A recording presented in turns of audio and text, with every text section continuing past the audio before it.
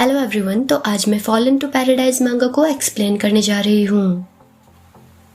तो कहानी की शुरुआत हमारी फीमेल लीड से होती है, जो कि ड्यूक ग्लेस्टर की बेटी और एल्वियन एम्पायर की संगमरमर की गुड़िया है।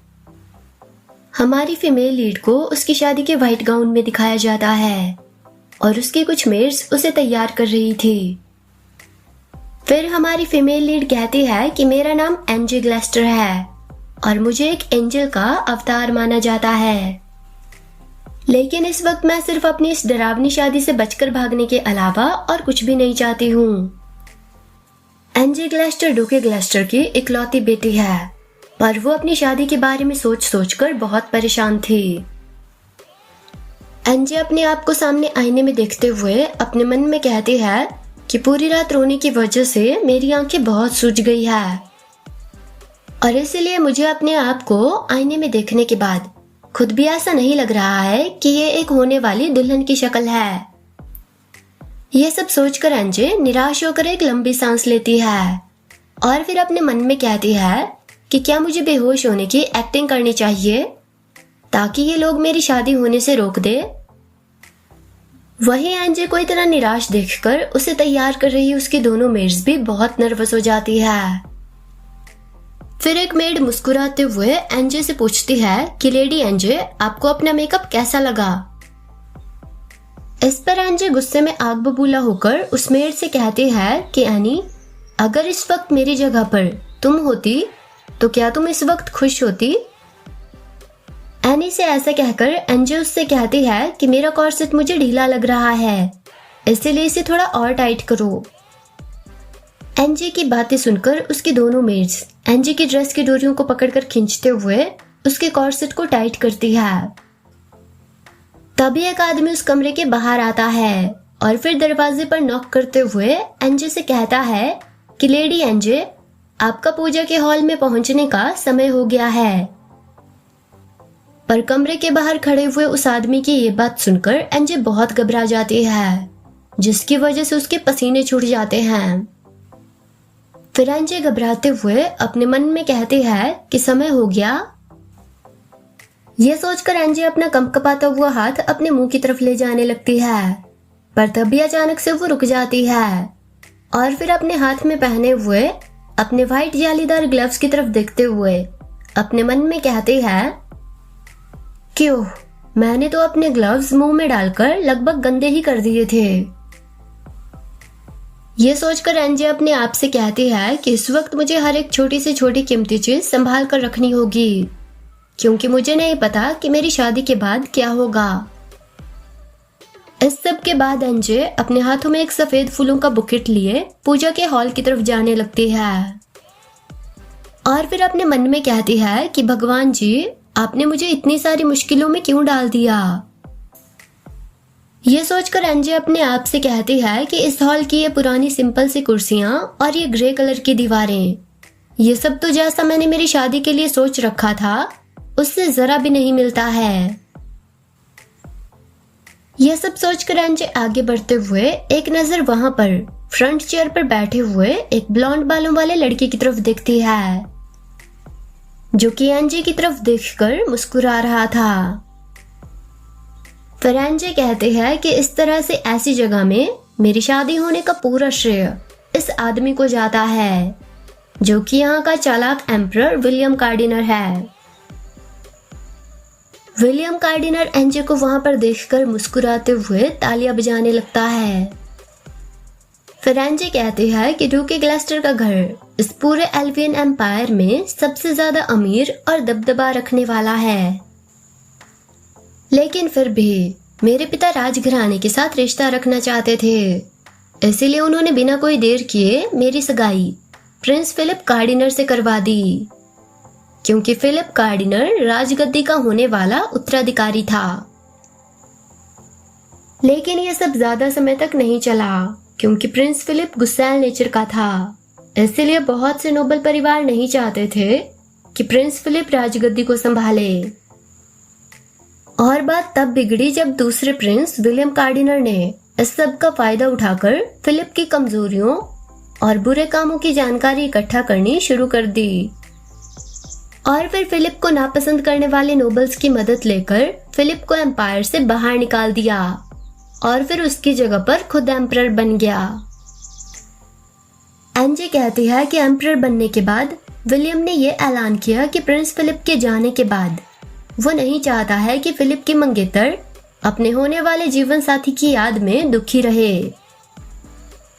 यह कहकर एनजे कहती है कि विलियम ने इसी तरह की कुछ बकवास करके जबरदस्ती मेरी शादी अपने नाजायज छोटे भाई के साथ तय कर दी।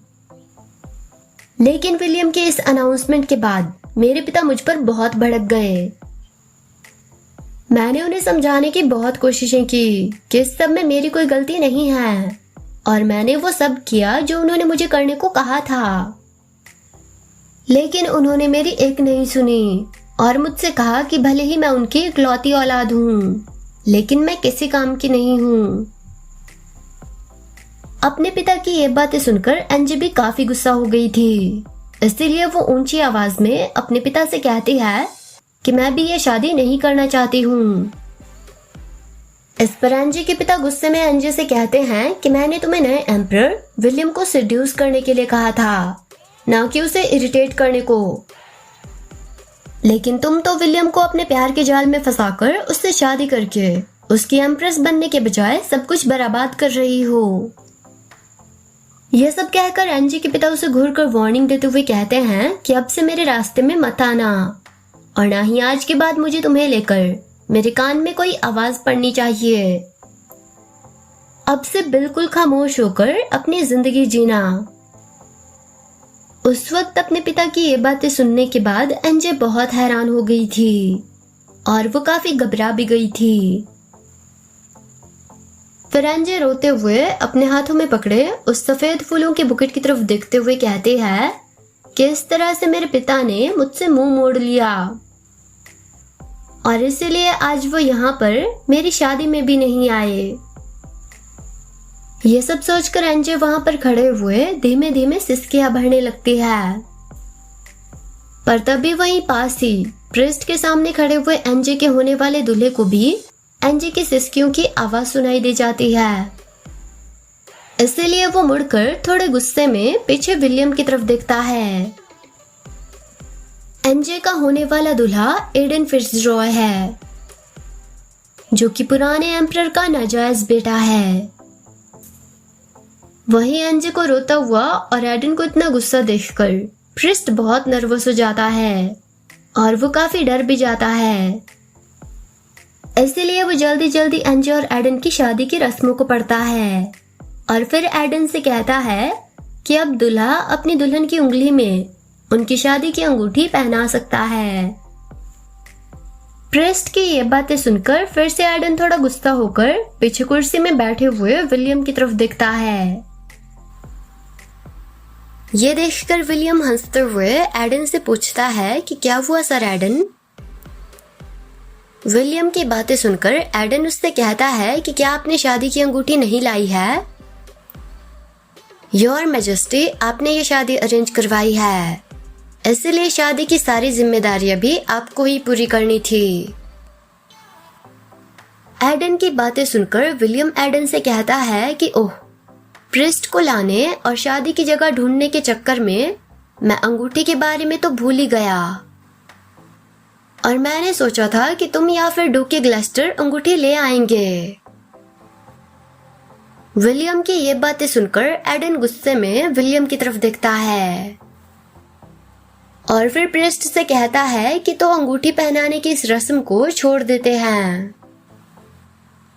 एडन की ये बात सुनकर प्रिस्ट बहुत हैरान हो जाता है और फिर घबराते हुए एडन से कहता है कि ठीक है, तो फिर आगे की रस्म को करते हैं। वहीं एनजे अभी भी सिसकियां भरी जा रही थी। फिर प्रिस्ट एनजे और एडन से कहता है कि तो फिर हमेशा एक दूसरे से प्यार करने और साथ रहने का वादा करते हुए दूल्हा दुल्हन को किस कर सकता है। प्रिस्ट की बातें सुनकर एडन एनजे की तरफ देखने लगता है। वहीं एनजे अपनी आंसुओं से भरी नजरों से थोड़े गुस्से में प्रिस्ट की तरफ देखने लगती है। वहीं एनजे और एडन को इस तरह से बिहेव करते देखकर प्रिस्ट बहुत नर्वस हो जाता है, इसलिए उसके पसीने छूट जाते हैं। ये देखकर एनजे प्रिस्ट से अपनी नजरें फेर लेती है और फिर सिसकी भरते हुए प्रिस्ट से कहती है कि इस वाली रस्म को भी स्किप कर देते हैं। प्रिस्ट से ऐसा कहने के बाद एनजे मुंह फुलाकर एक नजर एडन की तरफ देखती है और फिर अपने मन में कहती है कि मैं ऐसे पति को किस नहीं करना चाहती हूँ जिसे मैं पसंद भी नहीं करती हूँ। और वैसे भी इस आदमी ने तो हमारी शादी के लिए प्रॉपर शादी के कपड़े भी नहीं पहने हैं। मैं जानती हूँ कि एम्परर ने उसे जल्दी से जल्दी यहाँ पर शादी करने के लिए बुलाया है, लेकिन फिर भी ये इंसान अपनी शादी में एक पुरानी मिलिट्री यूनिफॉर्म पहनकर कैसे आ सकता है। ये सोचकर एनजे एडन से अपनी नजरें फेर लेती है और फिर अपने हाथों में पकड़े हुए उस सफेद गुलाबों के गुलदस्ते को कसकर मरोड़ते हुए अपने मन में कहती है कि इस तरह के पुराने कपड़े पहनकर शादी में आना तो हमारे ग्लेस्टर खानदान की बेइज्जती करने जैसा है। वहीं एनजे और एडन की बातें सुनने के बाद प्रिस्ट थोड़ा घबराते हुए उन दोनों से कहता है कि ठीक है, तो फिर मैं तुम दोनों को पति पत्नी घोषित करता हूँ। प्रिस्ट को नर्वस देखकर और इतनी देर से एनजे को सिसकियां भरते देखकर वहां पर हॉल में बैठा हुआ पियानिस्ट भी नर्वस हो गया था, इसलिए प्रिस्ट की घोषणा सुनने के बाद वो पियानिस्ट मातम का सॉन्ग बजाने लगता है।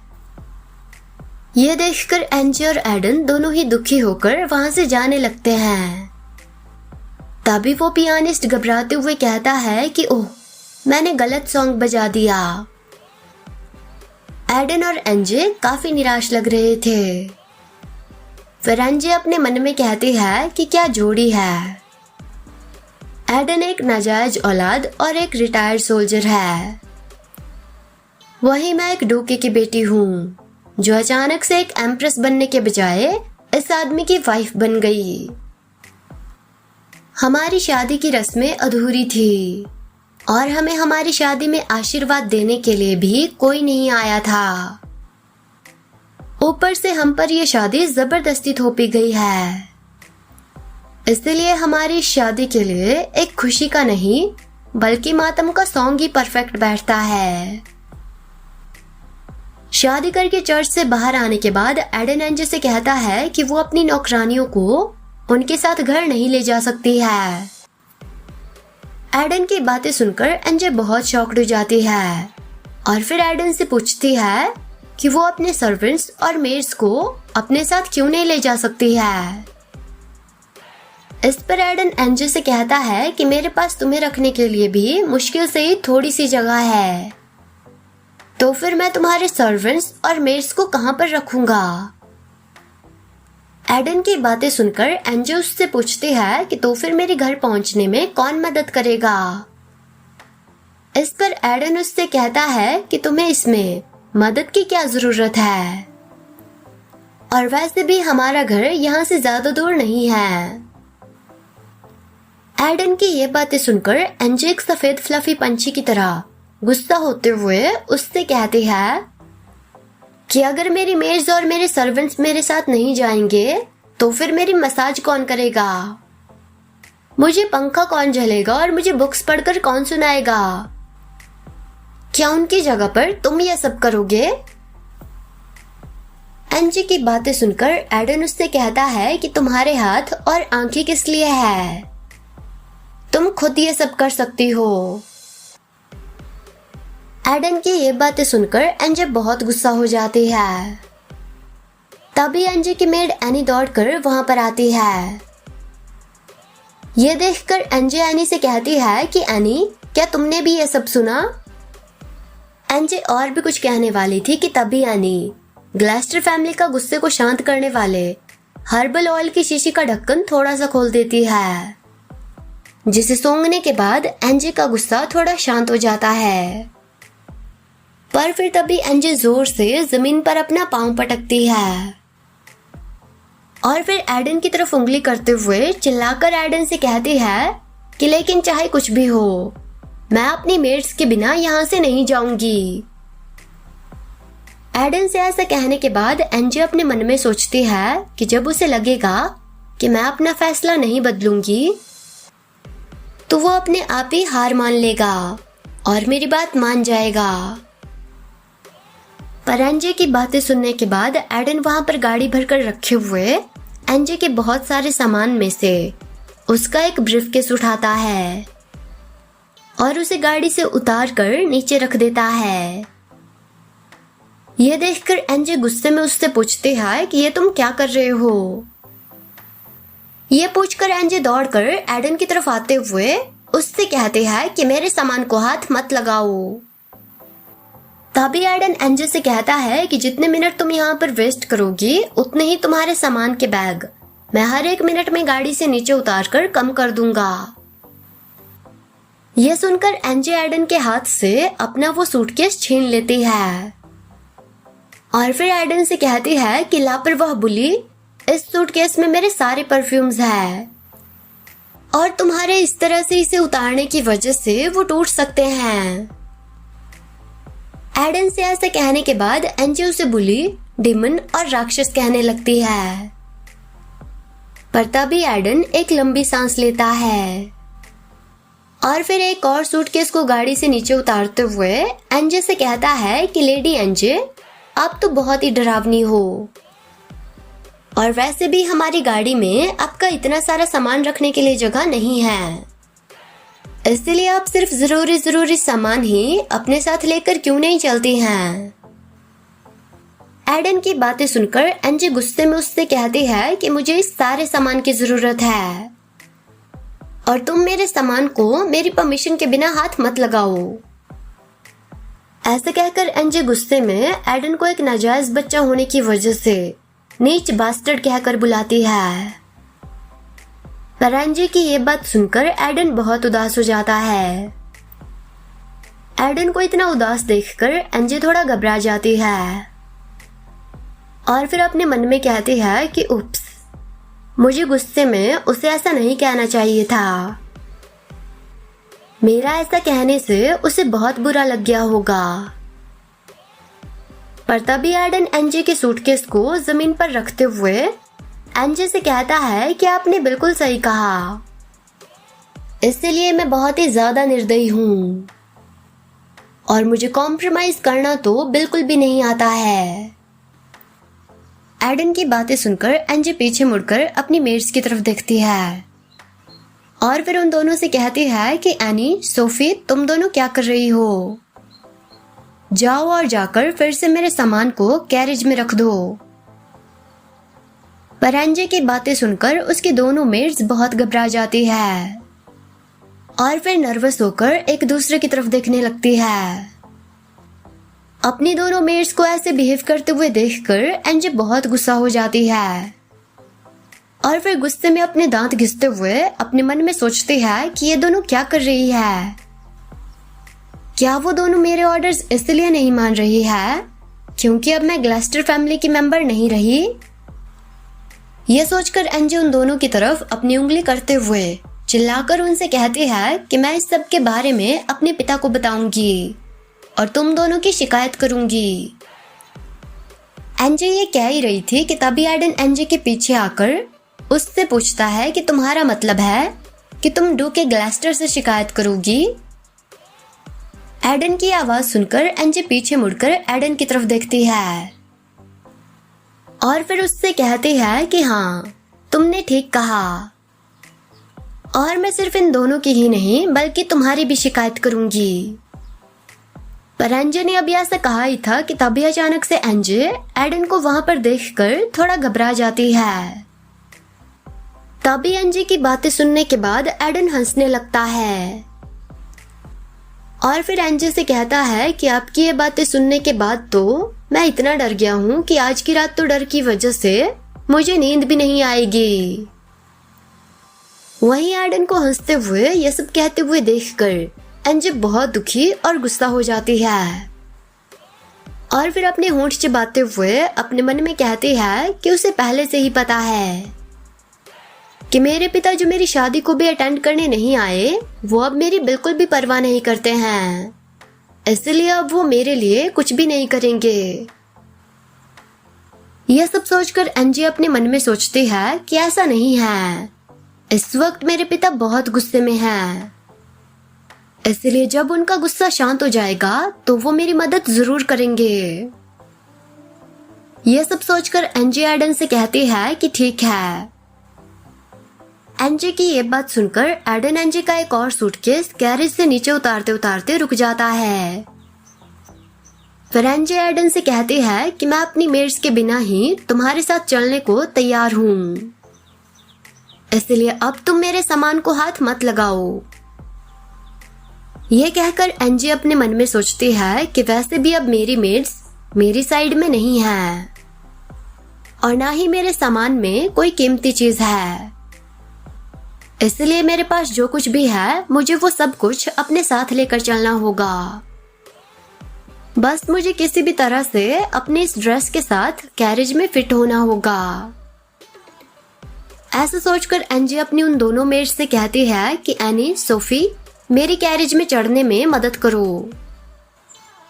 एनजे का ऑर्डर सुनकर एनी और सोफी एनजे की क्रिनोलाइन की वजह से फूली हुई शादी की ड्रेस को कैरेज के दोनों साइड से धक्का देते हुए एनजे की कैरेज के अंदर जाने में मदद करने लगती है। यानी एनजे की ड्रेस के घाघरे में लंबी टोकरी जैसी चीज होने की वजह से एनजे को कैरेज के दरवाजे से अंदर जाने में प्रॉब्लम हो रही थी, इसलिए उसके दोनों मेड्स उसे जोर से धक्का देकर कैरेज के अंदर डालने लगती है। यह सब देखकर एडन अपने मन में सोचता है कि उसे कैरेज के अंदर फिट करने का क्या ब्रूटल तरीका है।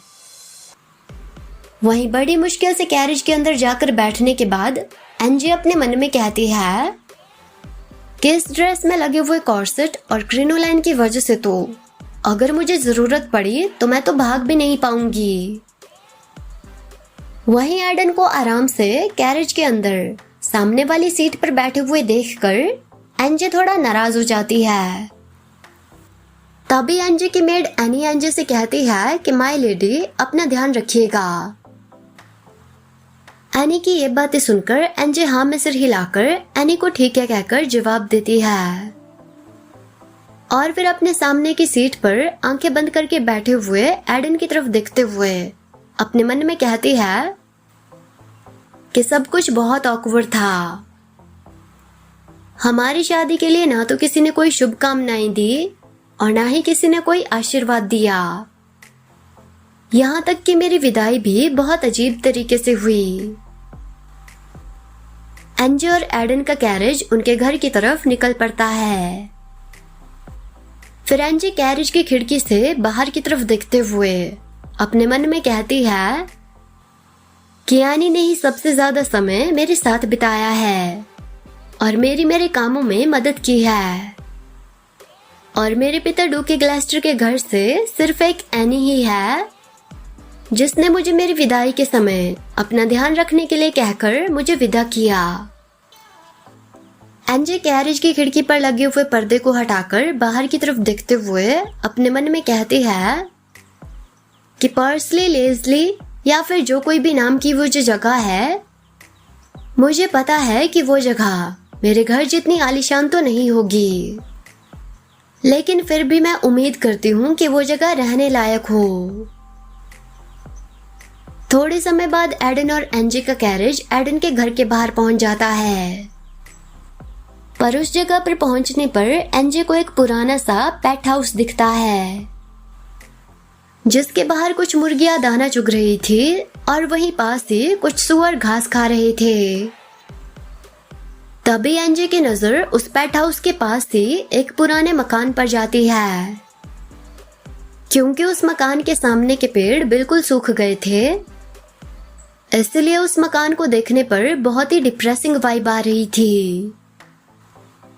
एडन के साथ कैरेज से बाहर आने के बाद एनजे उस मकान को ध्यान से देखते हुए एडन से कहती है कि इस मकान में घर की सभी मेड्स और सर्वेंट्स रहते हैं, है ना? इस पर एडन सीरियस होकर एनजे को जवाब देता है कि नहीं, यहाँ पर मैं रहता हूँ।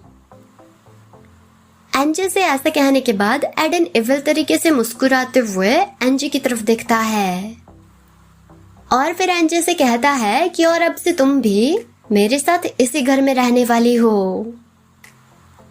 और हाँ, मैं तुम्हें ये बात बताना तो भूल ही गया कि मेरे घर में कोई नौकर नहीं है। एडन की ये बातें सुनकर एंजे की बची कुची हुई उम्मीदें भी टूट जाती है और वो एक टूटी हुई पत्थर की मूर्ति बनकर हैरानी से वहां पर खड़ी होकर एडन की तरफ देखने लगती है। एडन की बातें सुनकर एंजे इतनी शॉक्ड हो जाती है कि उसके हाथ से उसका सूटकेस भी छूटकर जमीन पर गिर जाता है। फिर एंजे उस घर की तरफ देखते हुए जोर से चिल्लाते हुए कहती है कि हे भगवान, ये सच नहीं हो सकता। ये कहने के बाद एंजे डुके ग्लास्टर के आलीशान कैसल के बारे में याद करते हुए और उस कैसल में उसका ध्यान रखने वाली उन मेड्स के बारे में सोचकर एंजे बहुत डिप्रेस्ड हो जाती है और फिर अपने मन में कहती है कि क्या अब से मुझे मेरे आलीशान घर और मेड्स के बिना ही रहना होगा।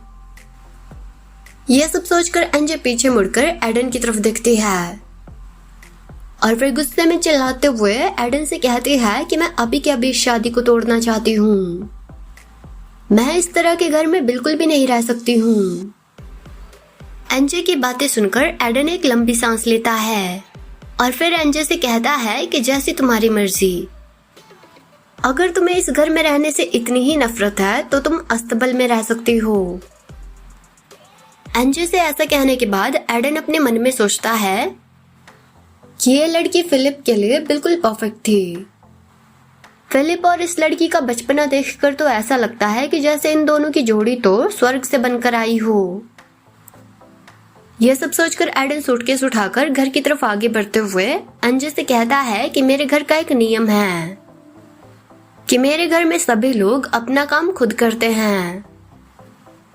पर एडन को वहां से घर के अंदर जाते हुए देखकर एंजे दौड़कर एडन के पीछे पीछे आने लगती है और फिर एडन से कहती है कि 1 मिनट, मैं भी आ रही हूँ, लेकिन मेरे इस ड्रेस में मुझे दौड़ने में परेशानी हो रही है, इसलिए मेरे लिए भी रुको और मेरी मदद करो। पर तभी एडन घर के अंदर जाने के बाद एंजे की बातों को इग्नोर करके जोर से घर का दरवाजा बंद कर देता है, जिसकी वजह से एंजे घर के बाहर ही रह जाती है। पर एडन के इस बर्ताव को देखकर एंजे बहुत गुस्सा हो जाती है और फिर गुस्से में अपने मन में कहती है कि ये घर चारों ओर से जंगल से घिरा हुआ है और रात भी होने वाली है, लेकिन तब भी वो एक लड़की को इस तरह से यहाँ बाहर छोड़कर चला गया। यह सब सोचकर एंजे अपनी उस ड्रेस को घसीटते हुए जैसे तैसे करके घर के दरवाजे तक पहुंच जाती है और फिर जोर जोर से घर का दरवाजा खटखटाते हुए एडन को सर एडन कहकर आवाज डालने लगती है। जब एडन कोई जवाब नहीं देता है तो एंजे गुस्से में चिल्लाते हुए एडन से कहती है कि सर एडन, अगर आप मुझे इस तरह से यहाँ बाहर अकेला छोड़ देंगे तो मैं क्या करूंगी। एंजे की ये बात सुनकर एडन अंदर से एंजे को जवाब देता है कि बाहर अस्तबल में बहुत सारी जगह है, इसलिए तुम वहां पर जा सकती हो। एडन की ये बात सुनकर एंजे थोड़ा घबरा जाती है और फिर चिल्लाते हुए एडन से कहती है कि बकवास करना बंद करके दरवाजा खोलो और मुझे अंदर आने दो। पर एडन एंजे की बातों को इग्नोर करके सामान के सूटकेस के साथ सीढ़ियां चढ़ते हुए ऊपर के कमरे की तरफ जाने लगता है। फिर एंजे अपने मन में कहती है कि हाई सोसाइटी में सभी लोग मुझे एंजल से कंपेयर करते थे और मुझे अच्छी अच्छी खाने की चीजें और शैंपेन देते थे। वो सभी मेरी सारी बातों में हाँ मिलाकर मेरा साथ देते थे और मेरी छोटी से छोटी बात के लिए भी मेरी तारीफ करते थे। हाई सोसाइटी में हर कोई मुझे पसंद करता था, लेकिन ये आदमी जब से मुझसे मिला है तब से मेरे साथ रूखे तरीके से पेश आ रहा है और मेरी कोई भी बात नहीं मान रहा है। आखिर ये इंसान मेरे साथ ऐसे पेश क्यों आ रहा है।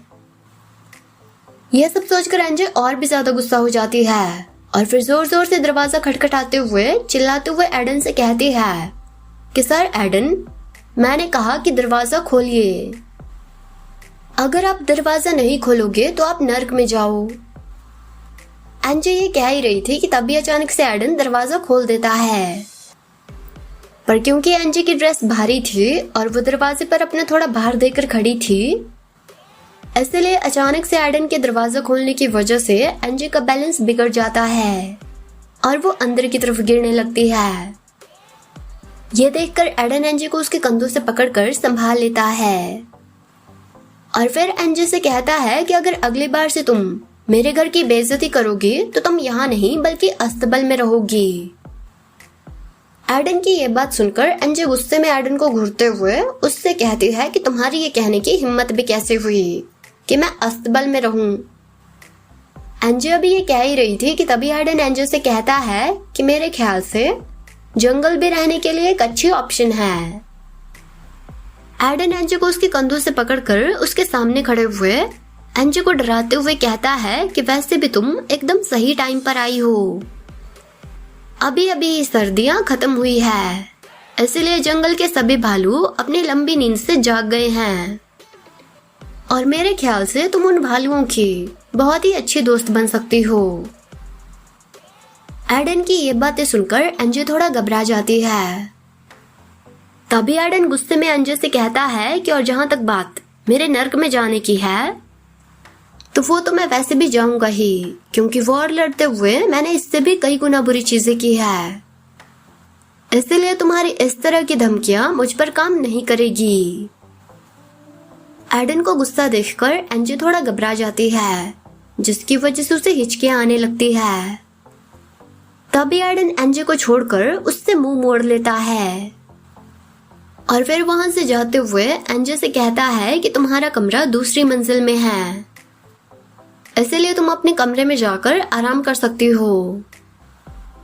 वहीं एडन की बातें सुनकर एनजे अपनी हिचकियों को रोकने के लिए अपने मुंह पर अपने दोनों हाथ रखती है और फिर एडन की तरफ देखते हुए अपने मन में कहती है कि यह आदमी बहुत डरावना है और कम से कम इस घर में रहना अस्तबल या फिर जंगल में रहने से तो कई गुना अच्छा है। यह सब सोचकर एनजे घर के अंदर आने लगती है और फिर अपने मन में कहती है कि अब तो मैं जल्दी से जल्दी अपने कमरे में जाकर आराम करना चाहती हूँ। यह सोचकर एनजे एडन से कहती है कि प्लीज मुझे मेरा कमरा दिखाइए। एनजे की ये बात सुनकर एडन पीछे मुड़कर एनजे की तरफ देखता है, पर तभी वो देखता है कि एनजे की घाघरे की टोकरी की वजह से एनजे दरवाजे में ही फंस गई है। वहीं एनजे भी दरवाजे के अंदर नहीं आ पाने की वजह से हैरान हो जाती है और फिर अंदर आने की कोशिश करते हुए झाड़ियों में फंसे हुए बारहसिंगा की तरह गुस्सा दिखाते हुए एडन से कहती है कि यह दरवाजा इतना छोटा क्यों है। एनजे को इस तरह से अंदर आने के लिए स्ट्रगल करते हुए देखकर एडन को बहुत हंसी आने लगती है, पर वो अपने आप को हंसने से रोकने की कोशिश करते हुए एनजे से कहता है कि क्योंकि मैं तुम्हारी तरह फैंसी ड्रेसेस नहीं पहनता हूँ, इसलिए मैं आराम से दरवाजे के अंदर आ जाता हूँ। एडन को अपनी हंसी रोकने की कोशिश करते हुए देखकर एनजे बहुत गुस्सा हो जाती है और फिर हिचकियां लेते हुए गुस्से में एडन से कहती है कि अब वहां पर खड़े मत रहो और मेरी मदद करो। ऐसे कहकर एनजे अपने मन में एडन के घर को घर बनाने वाले आर्किटेक्चर को और एडन को भी अपने मन में कोसने लगती है और कहती है कि सभी के सभी भाड़ में जाए। तभी एडन एनजे से कहता है कि मेरे ख्याल से तुम्हें अंदर आने से पहले तुम्हारी ड्रेस में जो वो टोकरी की शेप की मेटल की चीज है वो अपनी ड्रेस से निकाल देनी चाहिए। पर एडन की ये बात सुनकर एनजे थोड़ा एम्बैरेस्ड होकर गुस्से में एडन से कहती है कि मैं एक शरीफ घराने की लड़की हूँ, तो मैं भला इस तरह से बाहर अपनी ड्रेस कैसे बदल सकती हूँ। एनजे की ये बात सुनकर एडन एक लंबी सांस लेता है और फिर एनजे की तरफ आते हुए उससे कहता है कि ठीक है, मैं तुम्हें अंदर खींचता हूँ। ऐसे कहकर एडन एनजे को उसके दोनों बाजुओं से पकड़कर अंदर खींचने लगता है। ये देखकर एनजे एडन से कहती है कि थोड़ा आराम से खींचना। ये सुनकर एडन एनजे को अंदर की तरफ खींचने के बाद उसके बाजुओं पर से अपनी पकड़ थोड़ी ढीली कर देता है, जिसकी वजह से जैसे ही एनजे की ड्रेस दरवाजे से छूटती है तो उसके साथ ही उसके दोनों बाजुएं भी एडन की पकड़ से छूट जाती है और एनजे अपनी उस ड्रेस की टोकरी की वजह से गोल गोल घूमते हुए, रोल करते हुए एडन के आगे घर के अंदर जाकर गिरती है। यह सब देखकर एडन को बहुत हंसी आने लगती है, पर वो अपनी हंसी को रोकने की कोशिश करते हुए अपने मन में कहता है कि ये देखकर तो मुझे पुराने बचपन के दिनों की याद आ गई। यह सोचकर एडन एनजे से कहता है कि अगर मैं तुम्हारी जगह होता तो इतना सब होने के बाद तो मैं कभी इस तरह की ड्रेस नहीं पहनता। एडन की बातें सुनकर एनजे बहुत एम्बैरेस्ड हो जाती है और फिर जमीन पर पड़े हुए ही चिल्लाकर एडन से कहती है कि तुम्हें इस बात की इतनी परवाह क्यों है कि मैं क्या पहनती हूँ। ऐसे कहकर एनजे केंचुए की तरह रेंगते हुए खड़े होने की कोशिश करने लगती है और फिर एडन से कहती है कि भले ही मेरी तुमसे शादी हो गई है, लेकिन मैं अभी भी ड्यूक ग्लेस्टर की बेटी लेडी एनजे ग्लेस्टर हूँ। एनजे की ये बात सुनकर एडन एक लंबी सांस लेता है और फिर एनजे से कहता है कि लेडी एनजे ग्लेस्टर नहीं, अब से तुम लेडी एनजे ग्लेस्टर नहीं बल्कि लेडी एनजे फिट्जरॉय हो, एडन फिट्जरॉय की पत्नी। एडन के मुंह से सच सुनकर एक पल के लिए एनजे थोड़ा घबरा जाती है, पर फिर वो सच मानने से इनकार करते हुए एडन से कहती है कि चाहे कोई कुछ भी कहे, लेकिन मैं ड्यूक ग्लेस्टर की बेटी बनकर जन्मी थी और मैं मेरे मरने तक ड्यूक ग्लेस्टर की बेटी बनकर ही रहूंगी। एनजे को जमीन में पड़े हुए गुस्से में अपनी तरफ देखते हुए ये कहते हुए सुनने के बाद एडन मुस्कुराता है और फिर नीचे एनजे की तरफ देखते हुए उससे कहता है कि अगर तुम इसी तरह से जमीन में पड़ी रहोगी तो तुम्हारा ड्यूक ग्लेस्टर की बेटी बने रहकर ही मरने का सपना जल्दी ही पूरा हो जाएगा। एडन की ये बात सुनकर एनजे गुस्से में उससे कहती है कि अब बहुत हुआ, अब जल्दी से मेरी खड़े होने में मदद करो। एनजे की ये बात सुनकर एडन एनजे से अपनी नजरें फेर लेता है और फिर एक लंबी सांस लेता है और फिर एनजे को इग्नोर करके वहां से जाते हुए एनजे से कहता है कि लेकिन शायद ड्यूक ग्लेस्टर की बेटी को मेरे जैसे कॉमनर की मदद की जरूरत नहीं होगी। एडन को इस तरह से वहां से जाते हुए देखकर एनजे थोड़ा घबरा जाती है और फिर एडन को आवाज डालते हुए कहती है कि रुको, तुम कहाँ जा रहे हो। इस पर एडन अपनी पॉकेट में अपना एक हाथ डाले वहां से जाते हुए एनजे से कहता है कि जैसा कि आपने कहा था कि भला मेरे जैसा एक नीच बास्टर्ड भला आपके जैसी नोबल लेडी के साथ बात करने की भी हिम्मत कैसे कर सकता है, इसलिए मैं यहाँ से जा रहा हूँ। पर एडन की ये बातें सुनकर एनजे एडन से कहती है कि रुको और मेरे पास वापस आओ। फिर एडन अपने मन में कहता है कि इस लड़की का घमंड देखकर मुझे बहुत गुस्सा आता है।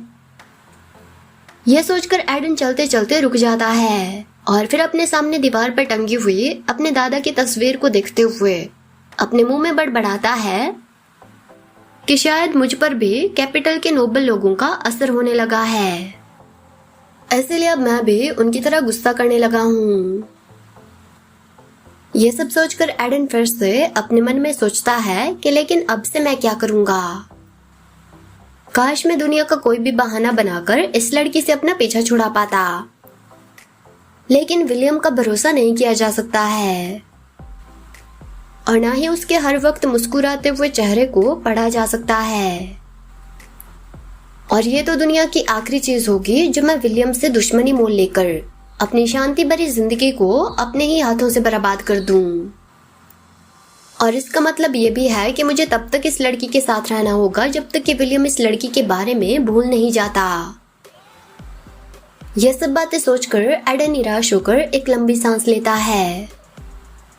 तभी एडन को अपने दादाजी की सिखाई हुई बातें याद आती है कि उसे हमेशा बच्चों और औरतों के साथ अच्छे से पेश आना चाहिए।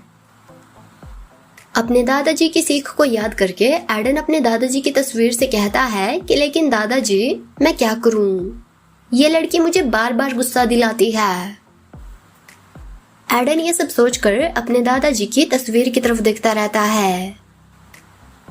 तभी एनजे एडन को सर एडन और सर एडन फिट्जरॉय कहकर बार बार आवाज डालने लगती है। एनजे को बार बार इस तरह से आवाज डालते हुए सुनकर एडन इरिटेट हो जाता है और फिर अपनी आंखें बंद करके एक लंबी सांस लेता है और फिर चलकर एनजे के पास जाता है। एडन के कदमों की आवाज सुनकर एनजे जमीन पर पड़े हुए ही अपनी एक आंख खोलकर एडन की तरफ देखती है। तभी एडन एनजे को उसके दोनों कंधों से पकड़कर जमीन से खड़ा कर देता है और फिर एनजे की तरफ देखते हुए अपने मन में सोचता है कि इसे देखकर ऐसा नहीं लगा था, लेकिन ये लड़की तो वजन में बहुत ही हल्की है। ये सोचकर एडन एनजे के कंधे छोड़कर एक लंबी सांस लेता है और फिर अपने मन में सोचता है कि एक तरह से अच्छा ही है, कम से कम ये मेरे घर का ज्यादा राशन तो नहीं खाएगी। तभी एनजे अपनी बाजुएं झाड़कर साफ करते हुए एक नजर एडन की तरफ देखती है और फिर थोड़े ऑकवर्ड तरीके से एडन से कहती है कि वेल डन। पर एनजे की ये बात सुनकर एडन उसे घूरने लगता है। ये देखकर एनजे थोड़ा एम्बैरेस्ड हो जाती है और फिर एडन से अपनी नजरें फेर लेती है। फिर एनजे एडन से पूछती है कि सर एडन, मेरा कमरा किस तरफ है? इस पर एडन एनजे को ताना कसते हुए जवाब देता है कि लेडी एनजे ग्लेस्टर, सीढ़ियां चढ़कर ऊपर जाने के बाद बाएं तरफ का जो पहला पीला कमरा है वही आपका कमरा है। एडन को ताना कसते हुए देखकर एनजे थोड़ा नाराज हो जाती है और फिर मुंह फुलाकर वहां से जाने लगती है। वहीं एडन एनजे को वहां से जाते हुए एकटक देखता रहता है। एनजे को अपनी उस ड्रेस के लंबे और भारी होने की वजह से उस ड्रेस को ज्यादा ऊपर उठाकर चलने में काफी परेशानी हो रही थी, इसलिए वो अपनी उस ड्रेस को जमीन पर रगड़ते हुए वहां से जा रही थी। ये देखकर एडन अपने मन में कहता है कि कम से कम इस ड्रेस की वजह से मुझे फ्लोर पर पोछा लगाने की जरूरत नहीं पड़ेगी। अब तक एनजे सीढ़ियां चढ़कर काफी ऊपर चली गई थी। तभी एडन एनजे को आवाज डालते हुए उससे पूछता है कि क्या तुम्हें भूख लगी है? पर एनजे काफी थक गई थी, इसीलिए वो लंगड़ाते हुए बड़ी मुश्किल से सीढ़ियां चढ़ते हुए एडन को जवाब देती है कि नहीं, मुझे भूख नहीं लगी है, पर मैं बहुत थक गई हूँ। एडन से ऐसा कहने के बाद एनजे सीढ़ियां चढ़कर ऊपर अपने कमरे का दरवाजा खोलकर कमरे के अंदर चली जाती है और फिर जोर से अपने कमरे का दरवाजा बंद कर देती है।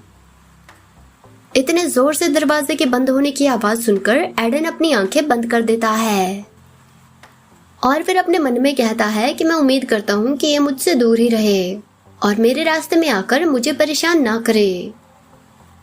ये सोचकर एडन एक चैन की सांस लेता है और फिर वहां से जाते हुए अपने मन में कहता है कि मुझे खुशी है कि मैं कम से कम खाना तो शांति से बैठकर खा सकता हूँ।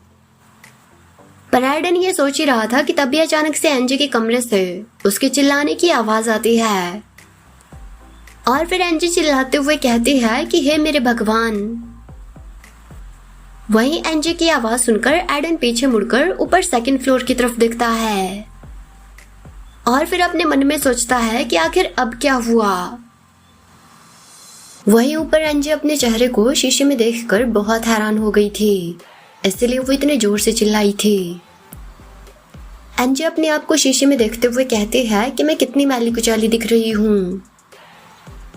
अपने आप को शीशे में देखने के बाद एनजे अपने मन में सोचती है कि क्या ये सब मेरे साथ सीढ़ियां चढ़ते वक्त हुआ।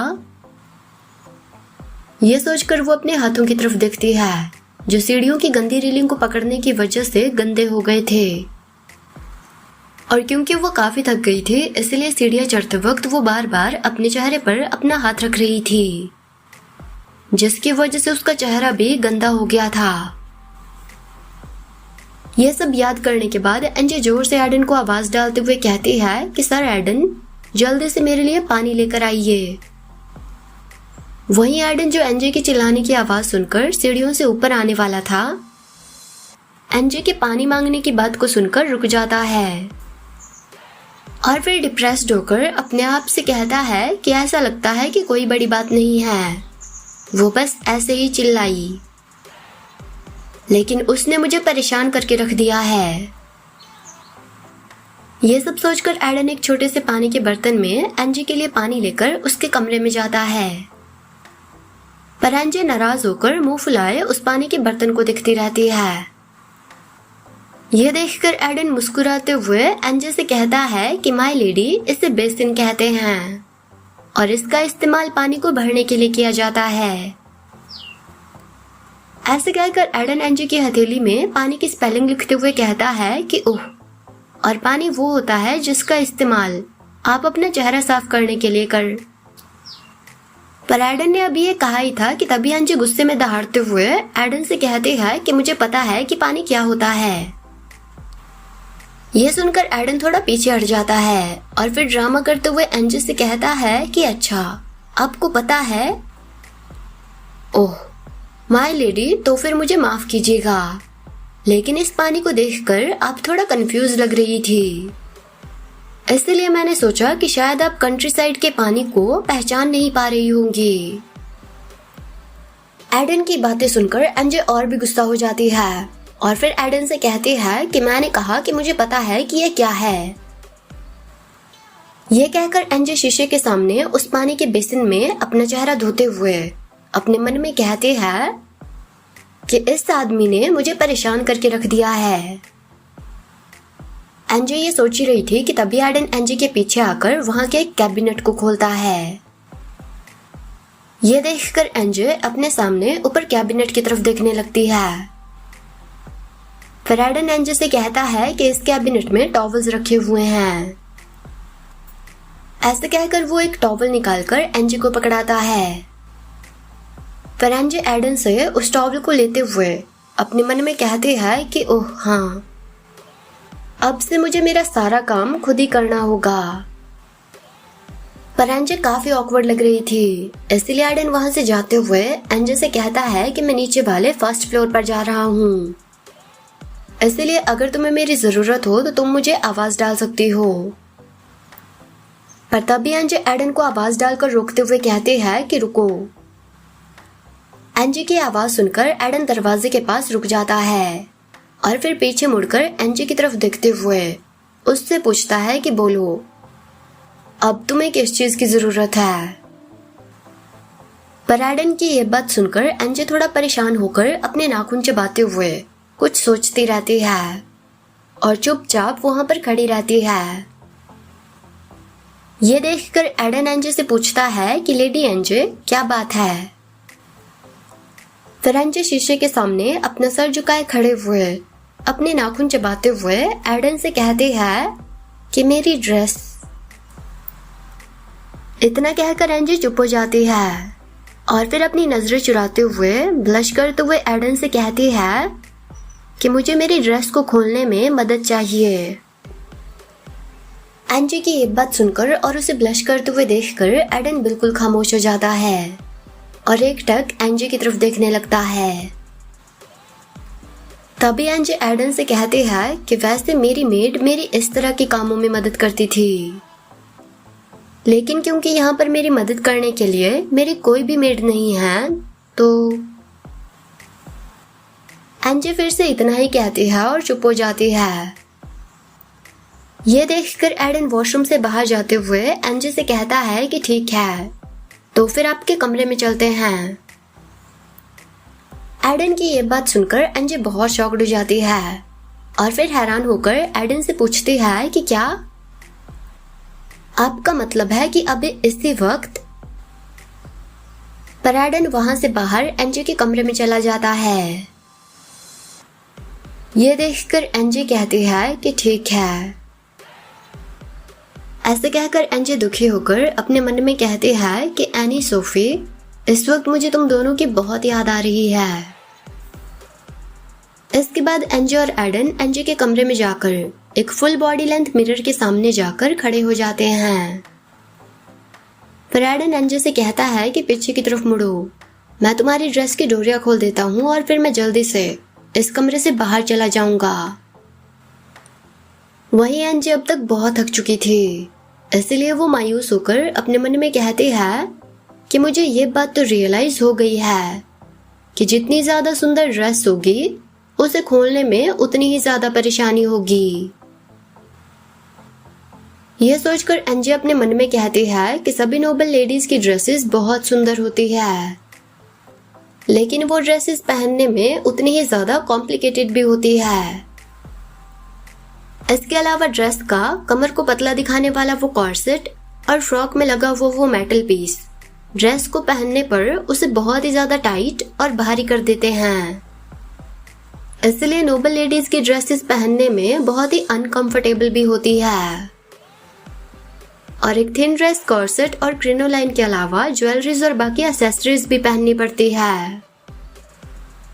यह सब सोचकर एंजी अपने मन में कहती है कि भले ही इस वक्त मुझे इस ड्रेस को खोलने में मदद की बहुत ज्यादा जरूरत है, लेकिन फिर भी ड्रेस खोलने में एक ऐसे आदमी की मदद मांगना जिससे मैं आज ही मिली हूँ, मुझे ऐसा करना कुछ गलत लग रहा है। और अगर मेरी टीचर ने यह सब देखा होता तो उन्होंने तो मेरी छड़ी से पिटाई कर दी होती। एंजी ये सोच ही रही थी कि तभी अचानक से एंजी के मन में कोई ख्याल आता है, जिसकी वजह से वो बहुत नर्वस हो जाती है और फिर अपने मन में सोचती है कि नहीं, ऐसा नहीं हो सकता है। यह सोचकर एंजी थोड़ा झिझकते हुए एडन से पूछती है कि सर एडन, क्या आप भी मेरे साथ इसी कमरे में रहेंगे? एडन बहुत ही फोकस्ड होकर उन डोरियों को खोलने में लगा हुआ था, पर एंजी का सवाल सुनते ही एडन जल्दी से जवाब देता है कि नहीं। ऐसा कहकर एडन एंजी से कहता है कि फिक्र मत करो, तुम्हें कभी भी मेरे साथ एक ही कमरे में नहीं रहना पड़ेगा। एडन की ये बात सुनकर एंजी अपने मन में सोचती है कि कहीं ये आदमी सिर्फ कहने के लिए तो ये सब नहीं कह रहा है, और कहीं बाद में ये अपनी बात से मुकर तो नहीं जाएगा। ये सोचकर एंजी शीशे में एडन की तरफ देखती है, जो अभी भी बहुत ध्यान से उन डोरियों को खोलने में लगा हुआ था। यह देखकर एंजी अपने मन में सोचती है कि बहुत ही इंटरेस्टिंग बात है कि मुझे उसकी आंखों में ऐसा कुछ करने की कोई डिजायर भी नहीं दिख रही है, लेकिन फिर भी मेरी टीचर ने मुझे बताया था कि सभी आदमी एक जैसे होते हैं। वो जब भी किसी औरत के साथ अकेले होते हैं तो वो भूखे भेड़ियों में बदल जाते हैं। यह सब याद करके एंजी अपने मन में सोचती है कि लेकिन जब सर एडन वैसे नहीं है तो क्या इसका मतलब है कि वो एक हर्बीवोर है? मैं ये देखकर तो थोड़ा सरप्राइज्ड हूँ, लेकिन वो देखने में एक खरगोश की तरह तो लगते हैं। ये सब सोचकर एंजी चुपके से एक नजर पीछे एडन की तरफ देखती है, जो बहुत ही ज्यादा कंसंट्रेट करके उन डोरियों को खोलने की कोशिश कर रहा था, पर वो कब से इतनी कोशिश करने पर भी उलझता ही जा रहा था, इसलिए अब तक वो बहुत ज्यादा फ्रस्ट्रेट हो गया था। वहीं एडन के एक्सप्रेशन देखकर एंजी अपने मन में सोचती है कि या तो सर एडन हर्बीवोर है या फिर वो मुझसे नफरत करते हैं। यह सब सोचकर एंजी अपनी आंखें बंद किए अपने हाथ जोड़कर अपने मन में प्रेयर करने लगती है कि प्लीज इसी तरह से मुझसे नफरत करते रहिएगा। तभी एडन बड़ी मुश्किलों से एंजी की ड्रेस की डोरियों को खोल देता है और फिर वहां से जाते हुए एंजी से कहता है कि मैंने सारी डोरियां खोल दी है। एडन की आवाज सुनकर एंजी अपनी आंखें खोल देती है। तभी एडन हवा की रफ्तार से एंजी के कमरे से बाहर निकल जाता है और फिर एंजी के कमरे का दरवाजा बंद कर देता है। यह देखकर एंजी अपने मन में सोचती है कि वो सच में मेरे कॉर्सेट की डोरियां खोलकर जल्दी से यहाँ से चला गया। यह सोचकर एंजी अपने मन में कहती है कि वैसे भी उसकी कौन परवाह करता है। यह सोचकर एंजी अपनी ड्रेस का बाहर का भारी हिस्सा उतार कर फेंक देती है और फिर अपनी ड्रेस की हल्की फ्रॉक और पजामे को पहने हुए ही अपने बिस्तर पर लेट जाती है और फिर एक पिलो को पकड़कर अपने आप से कहती है कि चलो कम से कम अब मुझे अच्छा लग रहा है। ये कहकर एंजी अपने मन में सोचती है कि लेकिन मुझे ये समझ नहीं आ रहा है कि मैं कल सुबह कैसे तैयार होंगी। मेरी तो सारी ये ड्रेसेस पहनने और उतारने में बहुत कॉम्प्लिकेटेड है।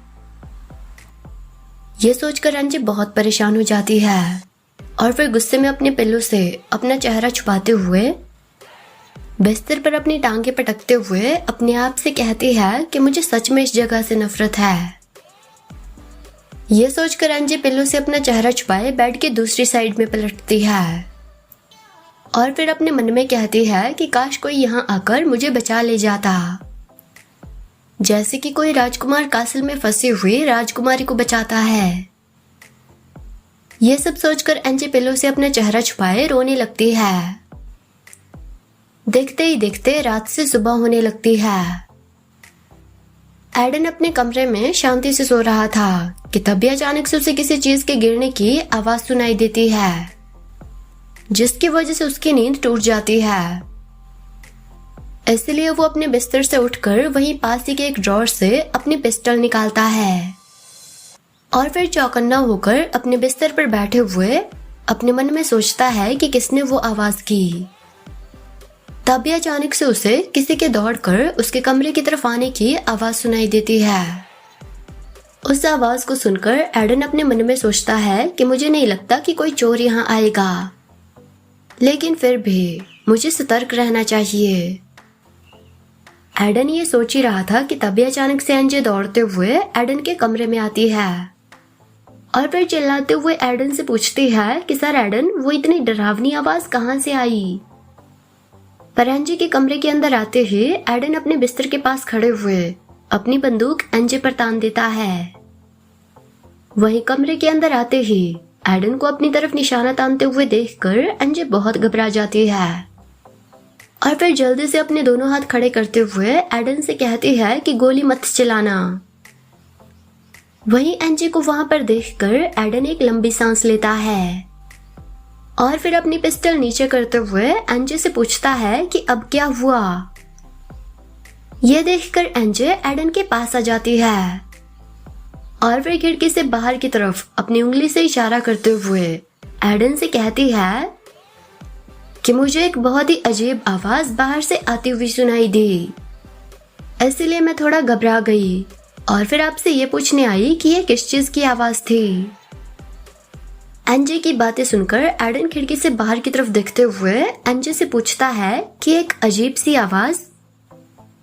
एडन ने अभी इतना ही कहा था कि तभी एक कुकड़ू की आवाज आती है, पर उस आवाज को सुनते ही एनजे बहुत घबरा जाती है और फिर घबराकर एडन के पास आकर एडन को उसकी शर्ट से पकड़ लेती है और फिर खिड़की की तरफ देखते हुए एडन से कहती है कि ये आवाज, मुझे पहले भी यही आवाज सुनाई दी थी, लेकिन मैंने आज से पहले कभी इस तरह की कोई आवाज नहीं सुनी है।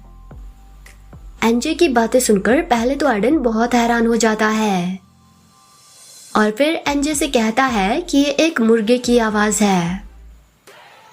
एडन की ये बातें सुनकर एनजे एडन को छोड़कर उससे थोड़ा दूर हो जाती है और फिर उससे पूछती है कि आपके कहने का क्या मतलब है कि ये एक रूस्टर है।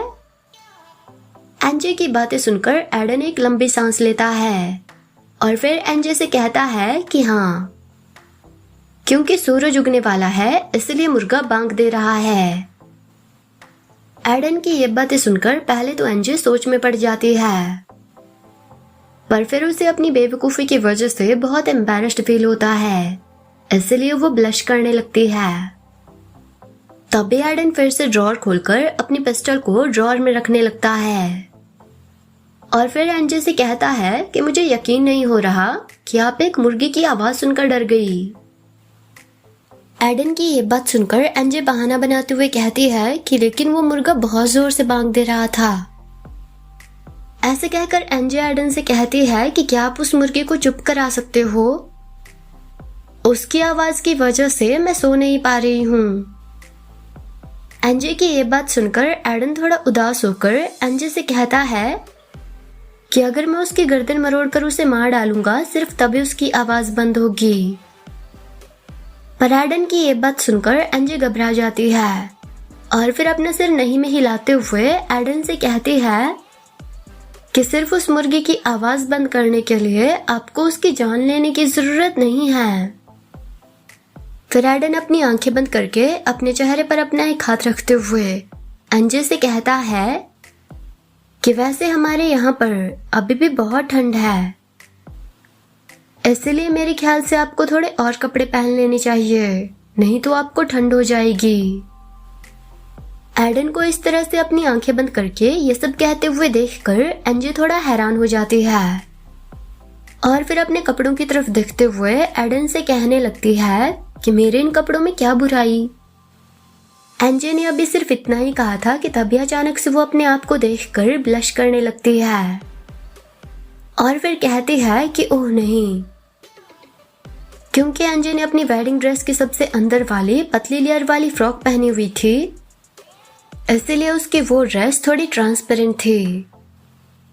इसलिए जैसे ही एनजे को ये बात रियलाइज होती है तो वो जल्दी से अपने हाथों से अपने आप को छुपाते हुए एडन के कमरे से बाहर निकलते हुए एडन को डांटती है और उससे कहती है कि तुम कितने बेशर्म हो।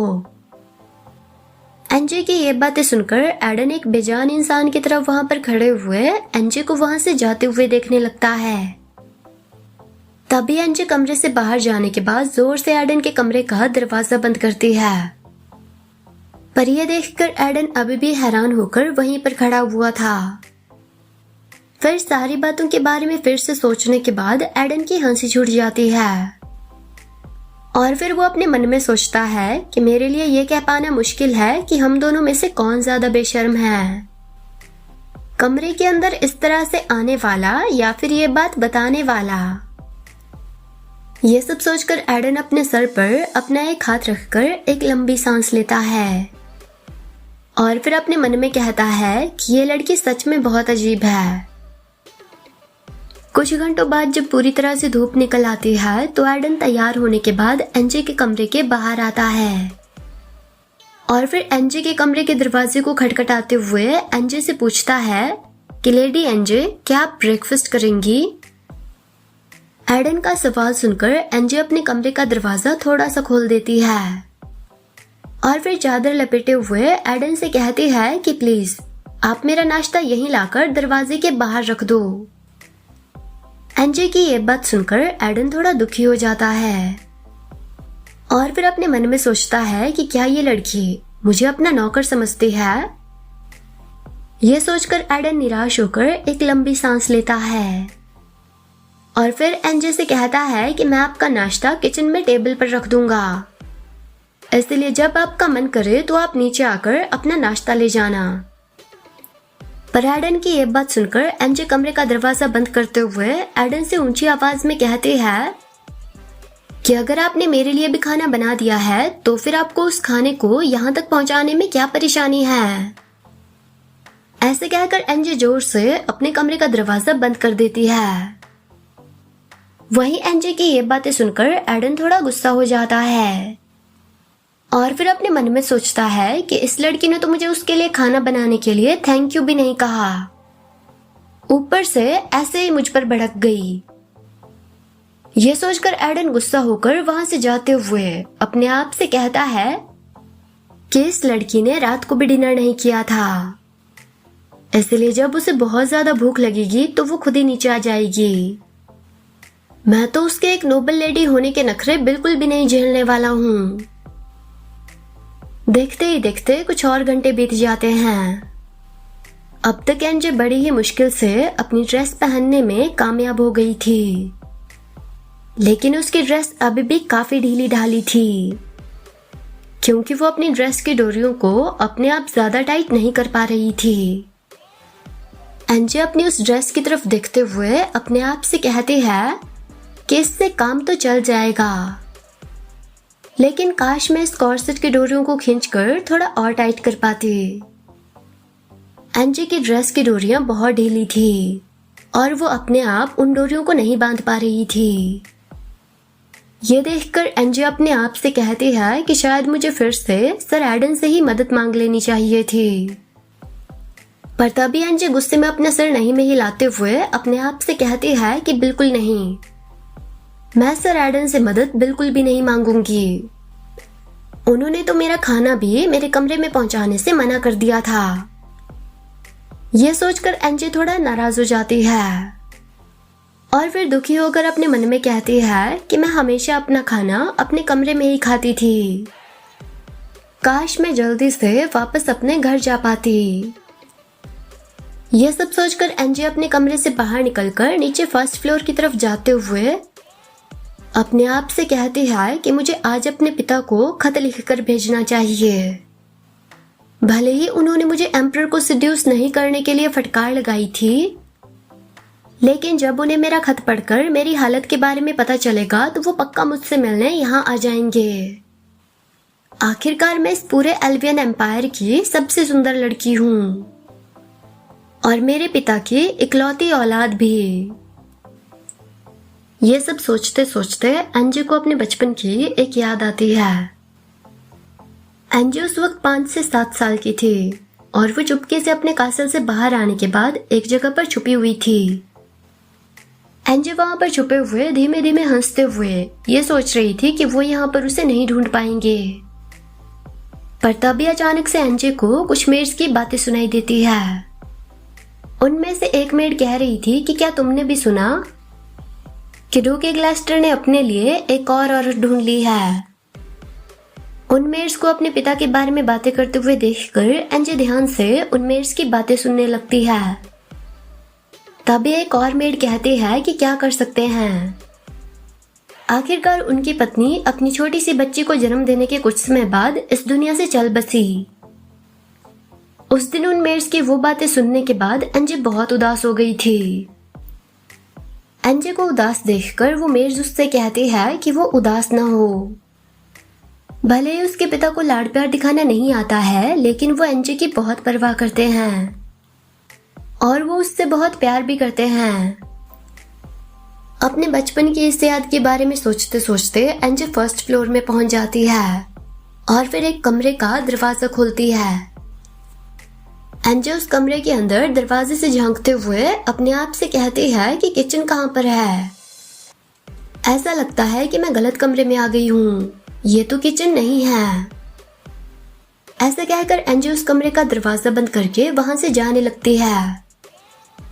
पर तभी उसकी नजर वहां उस कमरे में दीवार पर टंगी हुई एक तस्वीर पर पड़ती है। वो किसी काले बालों वाली औरत की तस्वीर थी। उस तस्वीर को देखकर एंजी अपने मन में सोचती है कि ये किसकी तस्वीर है। पर तभी भूख की वजह से उसके पेट से आवाज आने लगती है। ये देखकर एंजी अपना पेट पकड़ते हुए अपने मन में कहती है कि पहले मुझे किचन को ढूंढ लेना चाहिए। यह सोचकर एंजी उस कमरे का दरवाजा बंद करते हुए अपने आप से कहती है कि पता नहीं क्यों, लेकिन आज मुझे बाकी दिनों के मुकाबले कुछ ज्यादा ही भूख लग रही है। शायद मेरे ढीले कॉर्सेट की वजह से मेरा पेट इतनी आवाज कर रहा होगा। यह सोचकर एंजी उस कमरे का दरवाजा बंद कर देती है और फिर किचन को ढूंढने लगती है। तभी थोड़ी देर बाद वो घूमते घूमते एक जगह पर पहुंचती है और फिर उस जगह को देखकर अपने आप से कहती है कि आखिर मुझे किचन मिल ही गया। ये कहकर एंजी किचन के सामान को देखते हुए अपने आप से कहती है कि जैसा मैंने सोचा था ये तो उससे काफी बेहतर है। एंजी किचन के अंदर आते हुए कहती है कि मुझे लगता था कि किचन मेड्स और सर्वेंट्स के लिए होता है, इसलिए मैं आज से पहले कभी भी किचन में नहीं गई थी। एंजी किचन में इधर उधर देखते हुए अपने आप से कहती है कि लेकिन ये किचन मुझे मेरे घर ग्लास्टर के डाइनिंग किचन से काफी अलग लग रहा है। तभी एंजी की नजर फ्राइंग पैन और चूल्हे पर जाती है। फिर एंजी अपने आप से कहती है कि ये क्या है, लेकिन ये देखने में मेरे कमरे के स्टोव की तरह लग रहा है। पर उस लोहे के तवे को कुकिंग स्टोव के ऊपर देखकर एंजी बहुत उदास हो जाती है, क्योंकि अब तक उसका पेट भूख की वजह से बहुत आवाजें करने लगा था। लेकिन क्योंकि एंजी के कमरे के स्टोव का इस्तेमाल भी सिर्फ उसके नौकर ही उसका खाना गर्म करने के लिए करते थे, इसलिए एंजी को स्टोव चलाना भी नहीं आता था और अब तक भूख की वजह से एंजी की हालत खराब हो गई थी। पर तभी अचानक से एंजी की नजर वहीं पास ही एक सफेद कपड़े से ढकी हुई खाने की प्लेट पर जाती है। ये देखकर एंजी उस सफेद कपड़े को हटाते हुए अपने आप से कहती है कि क्या ये वही खाना है जिसके बारे में सर एडन ने मुझे बताया था। ये कहकर एंजी खुश होकर अपने मन में सोचती है कि आखिर सर एडन ने क्या बनाया होगा। पर इतना खुश होकर उस कपड़े को हटाने के बाद अचानक से एंजी बहुत हैरान हो जाती है और एक पत्थर की मूर्ति की तरह खड़े होकर हैरानी से उस प्लेट को देखने लगती है।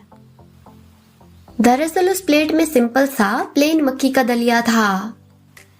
पर उस मक्की के दलिये को देखकर एनजे अपने आप से कहती है कि ये क्या है, क्योंकि वहाँ के ज्यादातर किसान सुबह के नाश्ते में मक्की का दलिया खाते थे। इसलिए एडन ने भी मोटे पिसे हुए मक्की के आटे में पानी डालकर उसे अच्छे से घोलकर पकाने के बाद उसमें कुछ पनीर के टुकड़ों को ग्राइंड करके गरम गरम दलिये में डाला था। और अगर मक्की के दलिये को पकाने के थोड़ी देर बाद ही खा लिया जाए तो वो खाने में बहुत स्वादिष्ट भी होता है और ज्यादातर किसान उसे खुशी खुशी मजे लेकर खाते हैं। लेकिन जब वही दलिया काफी देर तक ऐसे ही रखा जाए तो वो ठंडा होकर गाढ़ा और थोड़ा बेस्वाद हो जाता है। और क्योंकि अब एडन का पकाया वो दलिया भी वैसा ही हो गया था, इसलिए उस दलिया को देखने और टेस्ट करने के बाद एनजे को वो दलिया बहुत बुरा लगता है। एनजे की उस दलिया को खाने की बिल्कुल भी हिम्मत नहीं हो रही थी, इसलिए वो खाना छोड़कर उठकर वहां से जाते हुए अपने हाथ में लिए हुए चम्मच को टेबल पर रख देती है। पर तभी अचानक से उसकी नजर टेबल पर रखे हुए एक फोल्ड किए हुए कागज के टुकड़े पर जाती है। उस कागज के टुकड़े को देखकर एनजे उसे अपने हाथ में लेकर उठाती है और फिर उस कागज को खोलते हुए अपने आप से कहती है कि ये क्या है। दरअसल एडन ने वो चिट एनजे के लिए लिखकर वहां पर रखा था। एडन ने उस चिट में लिखा था कि अगर खाना कुछ ज्यादा ही बेस्वाद लगे तो इसमें कुछ मोलासेस डाल देना। पर उस चिट को पढ़ने के बाद एनजे बहुत शॉक्ड हो जाती है और फिर अपने मन में कहती है कि ऐसा हो ही नहीं सकता कि सर एडन ने ये चिट मेरे लिए लिखकर यहाँ पर रखा हो। ये सोचकर एनजे उस चिट को ध्यान से देखकर घूरते हुए अपने आप से कहती है कि सर एडन की हैंडराइटिंग उनके जैसी बिल्कुल नहीं है, बल्कि उनकी हैंडराइटिंग तो वाटर बबल्स जैसी और क्यूट है। उस चिट को पढ़ने के बाद एनजे वहां पर रखे हुए कुछ शीशियों की तरफ देखते हुए अपने मन में सोचती है कि लेकिन इनमें से मोलासिस कौन सा है, मुझे कौन सी शीशी उठानी चाहिए। थोड़ी देर तक हिचकिचाने के बाद एनजे एक शीशी को उठाकर उसका ढक्कन खोलती है और फिर अपने आप से कहती है कि क्या ये वाली शीशी मोलासिस की है। इस शीशी से मीठी मीठी खुशबू आ रही है, इसीलिए शायद यही शीशी होगी। ये सोचकर एनजे अपने कंपकपाते हुए हाथों से उस शीशी में से थोड़ा सा लिक्विड अपने चम्मच में डालती है और फिर अपने आप से कहती है कि शायद एक चम्मच काफी होगा। पर तभी अचानक से उसके हाथ से उसका वो चम्मच फिसल कर नीचे जमीन पर गिर जाता है। ये देखकर एनजे अपने आप से कहती है कि मुझे इतनी भूख लगी है कि अब तो मुझसे मेरा चम्मच भी नहीं उठाया जा रहा है। ये सब सोचकर एनजे निराश होकर एक लंबी सांस लेती है और फिर उस शीशी को अपने हाथ में पकड़े अपनी आंखें बंद किए आदत से मजबूर अपनी मेड को उसे एक नया चम्मच देने के लिए कहती है। पर जब कोई भी उसके हाथ में चम्मच नहीं रखता है तो ये देखकर एनजे अपनी आंखें खोल देती है और फिर अपने आप से कहती है कि मुझे तो याद ही नहीं रहा कि अब मेरी मेड्स मेरे साथ नहीं है। ऐसे कहकर एनजे अपने हाथ में ली हुई उस शीशी को टेबल के ऊपर रखकर अपनी चेयर से खड़ी होने लगती है और फिर अपने आप से कहती है कि क्या अब से मुझे अपने इस तरह के सभी काम भी खुद ही करने होंगे। ये कहकर एनजे आगे बढ़कर उस चम्मच को जमीन पर से उठाने जाने लगती है, पर तभी अचानक से उसकी फ्रॉक उसके पैरों के नीचे आ जाती है, जिसकी वजह से एनजे अपना बैलेंस खो देती है और फिर धड़ाम से नीचे जमीन पर गिर जाती है। इस तरह से जमीन पर गिरने की वजह से एनजे के घुटने में चोट लग जाती है, इसलिए फिर वो उदास होकर जमीन पर ही बैठ जाती है। एनजे को अपने घुटने में बहुत दर्द हो रहा था, इसलिए थोड़ी देर तक चुपचाप उदास होकर बैठने के बाद एनजे की आंखों में आंसू आ जाते हैं। फिर एनजे अपनी ड्रेस के ऊपर से ही अपने घुटने को पकड़ते हुए अपने मन में कहती है कि आखिर वो कुछ मेड्स और सर्वेंट्स को काम पर क्यों नहीं रख सकता है, और अगर वो ऐसा नहीं कर सकता है तो कम से कम मुझे मेरी मेड्स को मेरे साथ यहाँ लाने देना चाहिए था, और यहाँ का खाना भी बहुत बुरा है। एंजी के घुटने का दर्द और भी बढ़ रहा था और इसके साथ ही एंजी का गुस्सा भी बढ़ता जा रहा था। इसलिए फिर एंजी गुस्से में थोड़े जोर से कहती है कि भाड़ में जाए ये घर और भाड़ में जाए सर एडन भी।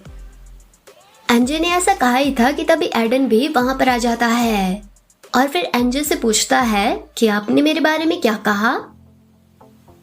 ये पूछकर एडन एंजी के पीछे जाकर अपनी कमर पर हाथ रखकर खड़ा हो जाता है। वहीं एडन की आवाज सुनकर एंजी पीछे एडन की तरफ देखती है। तभी एडन एंजी को जमीन पर बैठे हुए देखकर एक लंबी सांस लेता है और फिर एंजी से कहता है कि तो अब आपने किचन के फर्श को भी साफ करना शुरू कर दिया। ऐसा लगता है कि आपको अपने नए घर में रहने की आदत पड़ने लगी है। एडन की ये बातें सुनकर एंजी बहुत हैरान और गुस्सा हो जाती है और फिर गुस्से में उठने की कोशिश करते हुए एडन से कहती है कि ऐसा कुछ नहीं है। पर एंजी के ऐसा कहते ही उसके घुटने में बहुत दर्द होता है, इसलिए दर्द की वजह से उसके मुंह से हल्की सी चीख निकल आती है। पर एंजी थोड़ा हिचकिचाते हुए एडन से कहती है कि मुझे लगता है कि मेरी एक हड्डी टूट गई है। पर एंजी की ये बात सुनकर एडन एंजी से अपनी नजरें फेरते हुए उससे कहता है कि भले ही आपकी पोछा लगाने की स्किल्स बिल्कुल भी अच्छी नहीं है, लेकिन बच्चों की तरह छोटी छोटी बात में रोने की स्किल के मामले में तो आप प्रोफेशनल हो। पर एडन की ये बात सुनकर एंजी गुस्से में एडन की तरफ देखते हुए चिल्लाकर उससे कहती है कि मैं सच कह रही हूँ। एंजी की ये बात सुनकर एडन एंजी के सामने आकर अपने घुटनों के बल जमीन पर बैठ जाता है और फिर एक लंबी सांस लेते हुए एंजी से कहता है कि अगर आपकी टांगे गन्ने की नहीं बनी हैं, तो इस तरह से गिरने की वजह से आपकी टांगे नहीं टूटेंगी। वहीं एडन को अपने पास सामने बैठते हुए देखकर एंजी थोड़ा पीछे खिसक जाती है और फिर थोड़ा हकलाते हुए एडन से पूछती है कि आप क्या कर रहे हो, आप इस तरह से यहाँ पर अपने घुटनों के बल क्यों बैठ रहे हो। एंजी के सवाल सुनकर एडन थोड़ा आगे खिसककर एंजी के पास आता है और फिर उसके एक पैर को पकड़कर एंजी की फ्रॉक को थोड़ा ऊपर उठाते हुए एंजी से कहता है कि मुझे तुम्हारी चोट को देखने दो। पर एडन को अपनी फ्रॉक ऊपर उठाते हुए देखकर एंजी ब्लश करने लगती है और फिर एडन को लात मारकर अपने आप से दूर करते हुए चिल्लाते हुए उससे कहते हैं कि तुम मुझे हाथ नहीं लगा सकते हो। पर तभी एडन एंजी की लात को पकड़ लेता है, जिसकी वजह से उसे एंजी से किक तो नहीं पड़ती है, लेकिन एंजी के इतने नजदीक से चिल्लाने की आवाज सुनकर उसके कान जरूर फट जाते हैं। फिर एडन एक मरे हुए इंसान की तरह बिल्कुल सफेद पड़े हुए अपने मन में कहता है कि क्या अभी थोड़ी देर पहले इस लड़की ने नहीं कहा था कि इसकी टांग की हड्डी टूट गई है, तो फिर ये इतने आराम से मुझे किक कैसे मार पा रही है। ये सोचकर एडन एक लंबी सांस लेता है और फिर अपने आप से अपने मन में कहता है कि मैं किचन से आई शोर की आवाज सुनकर जल्दी से दौड़कर यहाँ आ गया, लेकिन इस लड़की को तो देखो, यहाँ मैं इसकी मदद करने की कोशिश कर रहा हूँ और ये मुझे इस तरह से ट्रीट कर रही है। ये सब सोचकर एडन एंजी की टांग को पकड़े रखता है और फिर एंजी की तरफ देखते हुए उससे कहता है कि मैं सिर्फ ये चेक करने की कोशिश कर रहा हूँ कि कहीं सच में आपकी हड्डी तो नहीं टूट गई है। एडन की ये बात सुनकर एंजी उससे पूछती है कि आप क्यों चेक कर रहे हो, आप खुद चेक करने के बजाय मेरे लिए किसी डॉक्टर को क्यों नहीं बुलाते हो। एंजी के सवाल सुनकर एडन एंजी को जवाब देता है कि घोड़े की सवारी करके आने पर भी डॉक्टर को यहाँ पहुंचने में 1 घंटा लगता है और मेरे पास ज्यादातर चोटों की दवाइयाँ यहाँ घर पर ही पड़ी हुई है, इसलिए आपको किसी चीज की फिक्र करने की जरूरत नहीं है। एडन की बातें सुनने के बाद एंजी अपने मन में सोचती है कि सर एडन की बातें सुनकर तो मुझे मेरे इस तरह से गिरकर रोने और घबरा जाने की वजह से एक इडियट की तरह फील हो रहा है। पर तभी अचानक से एंजी थोड़ा गुस्सा हो जाती है और फिर अपने मन में कहती है कि नहीं, लेकिन फिर भी एक आदमी को इस तरह से एक लड़की की टांगों को नहीं देखना चाहिए। और ऊपर से सर एडन ने मुझसे मेरी परमिशन मांगे बिना ही मेरी फ्रॉक को ऊपर उठाने की कोशिश की। ये सब सोचकर एंजी गुस्से में एडन को घूरने लगती है। वहीं एनजे को अचानक से गुस्सा देखकर एडन अपने मन में सोचता है कि अब उसे किस बात का गुस्सा आ गया। एडन ये सोच ही रहा था कि तभी एनजे गुस्से में एडन से कहती है कि सिर्फ मेरी चोट को ही देखना और इसके अलावा कुछ भी नहीं। और हाँ, पहले अपने हाथ धोकर आओ, मेरी ड्रेस बहुत ज्यादा महंगी है, गंदे हाथ लगने से ये खराब हो जाएगी। एनजे की ये बातें सुनकर एडन अपना सिर पकड़कर एक लंबी सांस लेता है और फिर एनजे की ड्रेस की तरफ अपनी उंगली से इशारा करते हुए एनजे से कहता है कि लेकिन आपकी इतनी ज्यादा महंगी ड्रेस तो पहले से ही इतनी धूल लगने की वजह से मैली हो गई है। एडन की ये बात सुनकर एनजे अपनी मैली ड्रेस की तरफ देखती है और फिर एडन से कहती है कि ये बात भी सच है। ऐसे कहकर एनजे बहुत गुस्सा हो जाती है और फिर गुस्से में अपनी मुट्ठी जमीन पर पटकते हुए एडन से कहती है कि ठीक है, जल्दी से मेरी चोट को देखकर चेक करो, मेरे दाहिने घुटने में चोट लगी है। एनजे को फिर से गुस्सा होते हुए देखकर एडन निराश होकर फिर से एक लंबी सांस लेता है और फिर एनजे से कहता है कि ठीक है। ऐसे कहकर एडन एनजे का दाहिना पैर पकड़कर उसकी ड्रेस थोड़ी ऊपर करते हुए एनजे से कहता है कि अगर आप इस तरह की इतनी हैवी और लंबी ड्रेस पहनोगी तो आपका इस ड्रेस में पैर फंसकर गिरना तो वैसे भी पक्का है। एडन की ये बात सुनकर एनजे अपनी आंखें बंद करके थोड़े गुस्से में एडन से कहती है कि तो मैं क्या करूं, मेरी सारी ड्रेसेस ऐसी ही है। ऐसे कहकर एनजे अपनी आंखें खोलकर एडन से पूछती है कि वैसे मेरी टांग कैसी है, मेरी हड्डी सच में टूट गई है ना, या फिर ये पक्का फ्रैक्चर तो हो ही गई होगी। ये सब पूछने के बाद एनजे थोड़ा घबराते हुए एडन से कहती है कि वेट, ऐसा मत कहना कि मेरी चोट से अभी भी खून बह रहा है। एनजे ने अभी ऐसा कहा ही था कि तभी एडन उसकी चोट को देखते हुए उससे कहता है कि नहीं, ऐसा कुछ नहीं है, बस छोटी सी खरोंच आई है।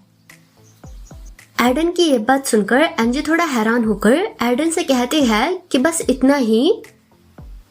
इस पर एडन एनजे से कहता है कि हाँ, और थोड़ा सा छिल भी गया है, लेकिन चोट ज्यादा गहरी नहीं है। एडन की ये बातें सुनते ही एनजे रोते हुए अपने हाथों से अपना चेहरा छुपाते हुए एडन से कहती है कि ओ नहीं, मेरी संगमरमर की स्किन खराब नहीं हो सकती है। एनजे की ये बातें सुनकर एडन बहुत हैरान हो जाता है और एकटक एनजे की तरफ देखने लगता है।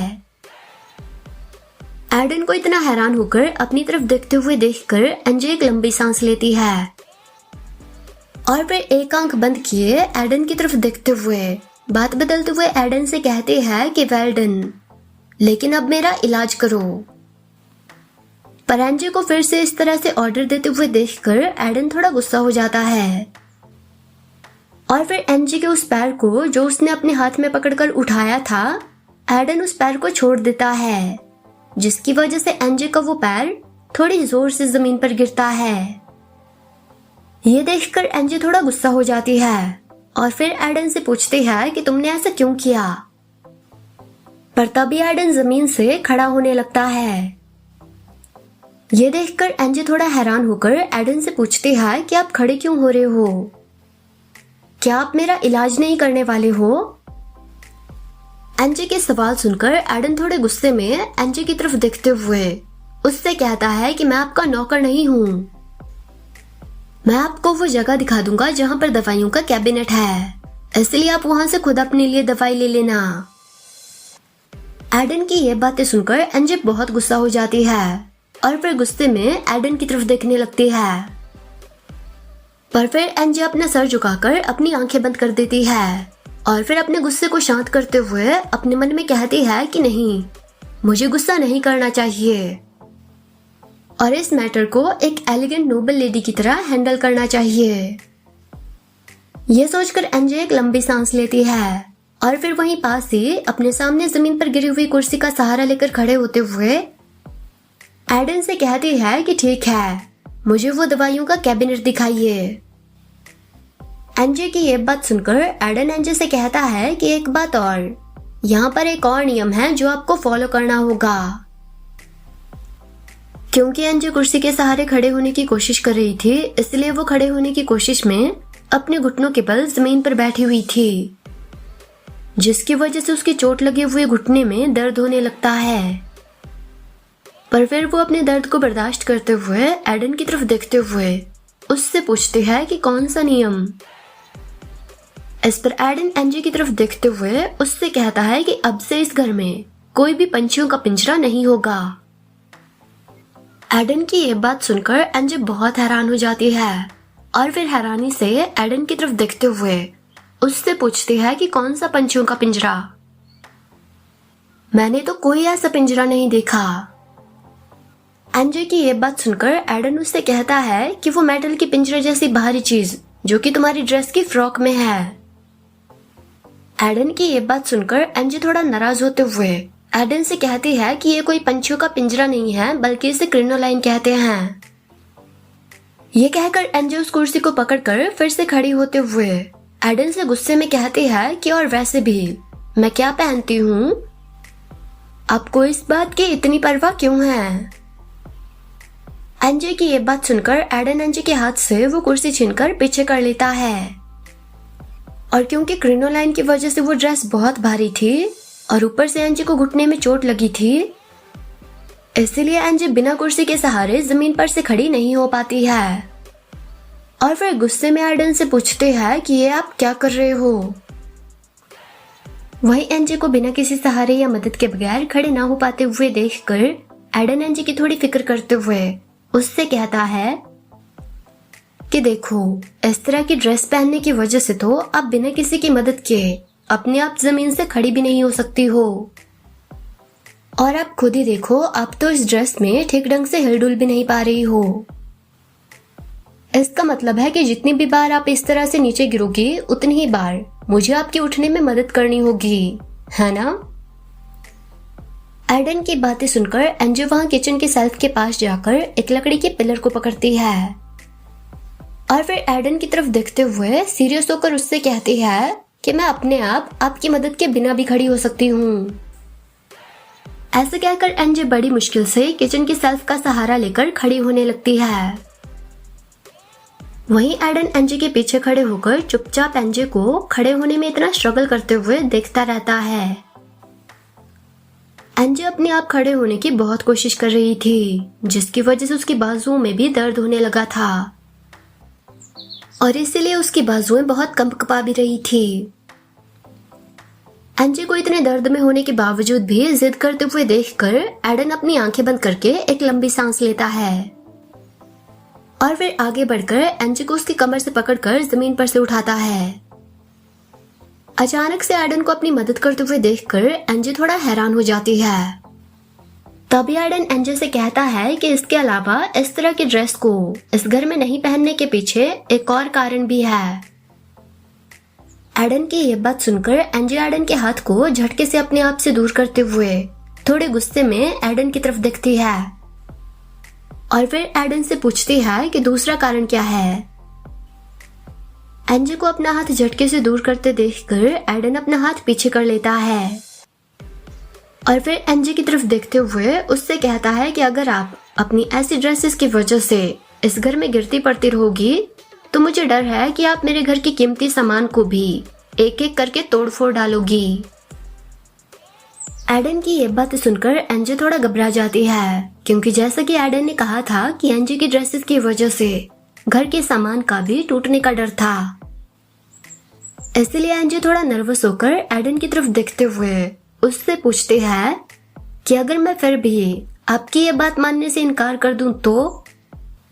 एनजे की ये बात सुनकर एडन सीरियस होकर थोड़ी ऊंची आवाज में और थोड़े गुस्से में एनजे से कहता है कि तो फिर मैं आपको फिर से जमीन पर गिरा दूंगा और आपकी तब तक जमीन से उठने में मदद भी नहीं करूंगा जब तक कि आप खड़े होने की कोशिश करते करते फर्श पर रेंग रेंग कर पूरी तरह से थक कर हार नहीं मान लेती है और इस पंछियों के पिंजरे जैसी ड्रेस को इस घर में पहनने से अपने आप मना नहीं कर देती है।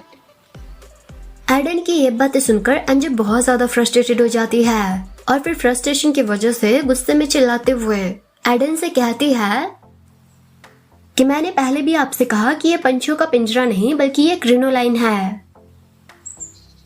एनजे को गुस्सा देखकर एडन बिल्कुल शांत होकर एनजे की तरफ देखने लगता है। ये देखकर एनजे गुस्सा होने के बावजूद भी चुप हो जाती है और फिर अपना गुस्सा शांत करने की कोशिश करते हुए अपनी आंखें बंद करके एक लंबी सांस लेती है और फिर थोड़े गुस्से में एडन से कहती है कि ठीक है, मैं इस घर में क्रिनोलाइन वाली ड्रेसेस नहीं पहनूंगी। एडन से ऐसा कहने के बाद एनजे अपने मन में कहती है कि वैसे भी मैं ज्यादा समय तक इस घर में नहीं रहने वाली हूँ, इसलिए जब तक मैं यहाँ पर हूँ तब तक मैं इस तरह की ड्रेसेस नहीं पहनूंगी। एनजे की बातें सुनने के बाद एडन हाँ में सिर हिलाते हुए एनजे से कहता है कि गुड।